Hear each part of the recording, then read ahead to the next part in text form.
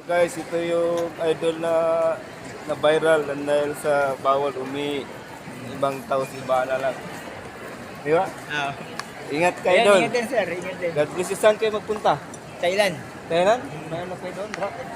May aktibidades. Sige. Tara, sumama ka. Saan ito? Netherlands. Okay guys, pupunta yung mga kababayan natin sa Hinihintay lang namin si Ibana actually. Pagdating ni Ibana, alis na kami. saan kayo na doon? Thailand. Thailand. May rocket sila doon. Ingat kayo. And God bless you. This is Ano ba DJ pangalan mo Freeman. sir? Ano ba pangalan? DJ Freeman Vlog. Follow nyo, DJ Freeman Vlog. Vlog. Follow, tapos si Armando, unfollow niya. Hindi, joke. Okay, bye-bye. Ay, mabuhay kayo, mamatay ang iba. So mga idol, alis naman tayo papunta sa ibang bansa, maghanap buhay na naman para sa kinabukasan ng ating mahal sa buhay, para patuloy yung mga pangarap, para patuloy yung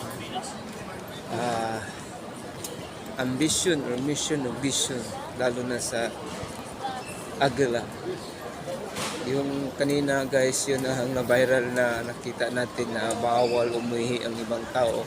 Si Ibana lang. Yun, na-meet ko personal dito sa airport, sa Terminal 3.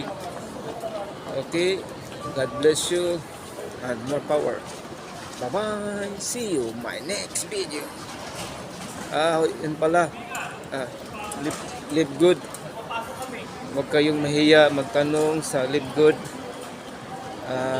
Ano kayo, pasok kayo sa Live Good para magka-team tayo sa negosyo sa Live Good.